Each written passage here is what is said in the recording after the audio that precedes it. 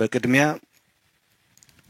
ደሴ ከተማ ከመጣንበት ጊዜ ጀምሮ ለተደረገልን አቀባበል ለተደረገልን እንክብካቤ ብዙ ቦታዎችን አንዳንዶችን በተሽከርካሪ አንዳንዶችን በእግራችን ዞረን የከተማውን አጠቃላይ ነገር አይተናል። ለተደረገልን ሁሉ ምስጋና ማቅረብ እፈልጋለሁ። በተለያዩ መድረኮች በፈጠርናቸው የህዝብ ውይይቶች ህዝቡ ካነሳቸው ጉዳዮች አንዱ የአገልግሎት አሰጣጣችሁን ፈትሹ፣ ከጅመንሻ የነጻ ጸዳ ያለ አገልግሎት ማግኘት አለብን የሚል ነው። ስለዚህ ይሄንን የዲጂታል አገልግሎት አብረን ከናንተ ጋር ሆነን መመረቅ በመቻላችን የተሰማኝን ደስታ እንኳን ደስ አላችሁ እንኳን ደስ አለን በማለት ለመግለጽ እወዳለሁ። አስተዋዩ የደሴ ህዝብ ልማት ፈላጊ፣ ለፍትህ የቆመ፣ በውይይት የሚያምን፣ በኢትዮጵያዊነቱ የሚኮራና የጸና ህዝብ ነው።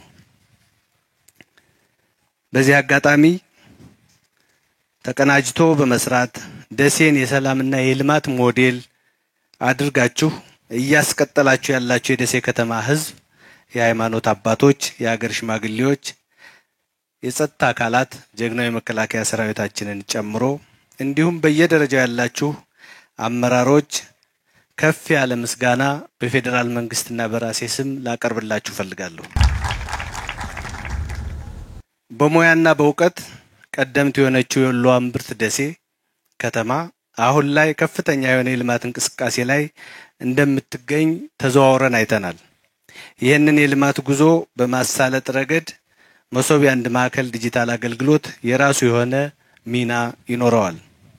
ክቡራትና ክቡራን፣ የክቡር ጠቅላይ ሚኒስትራችን ዶክተር አብይ አህመድ ኢኒሼቲቭ የሆነው የመሶብ የአንድ ማዕከል አገልግሎት በተለያዩ ተቋማት የሚሰጡ አገልግሎቶችን ወደ አንድ ማዕከል በማምጣት ከዚህ በፊት በማኑዋል ይሰጥ የነበረውን የመንግስት አገልግሎት ዲጂታል በሆነ አግባብ ፈጣን የሆነ አገልግሎት በመስጠት የተገልጋዩን እንግልት እንዲቀንስ የሚያደርግ ነው።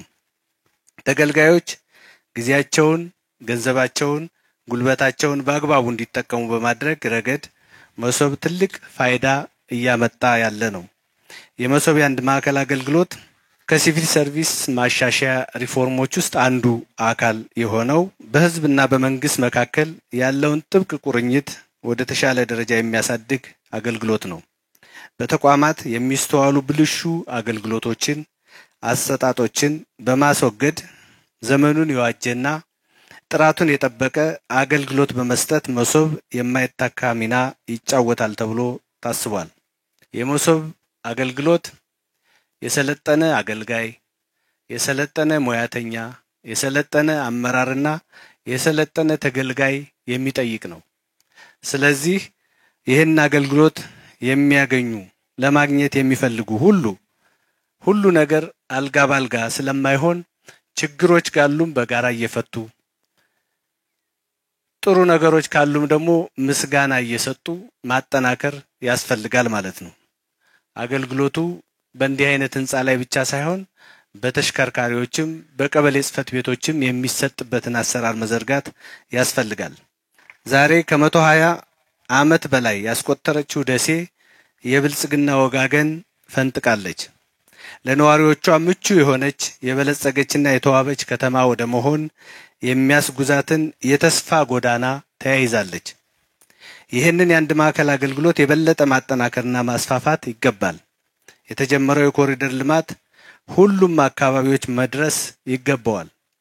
ጽዳትና ውበት በደሴ መገለጫዎች ሊሆኑ ይገባል።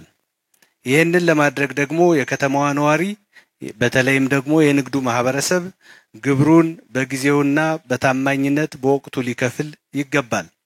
ተጨማሪ አስተዋጽኦዎችንም በግሉም ማድረግ ይጠበቅበታል። እያንዳንዱ ማህበረሰብ ካልተሳተፈ በስተቀር የኮሪደር ልማትና የኢትዮጵያ ብልጽግና የምንላቸው ራዕዮች ሊሳኩ አይችሉም። ሰላምና ልማት ተመጋጋቢ በመሆናቸው ህዝቡ ሰላሙን ማስጠበቅ ይገባዋል። ተባብረን ደሴን፣ ክልላችንን፣ አገራችንን ኢትዮጵያን እናልማ እላለሁ። አመሰግናለሁ።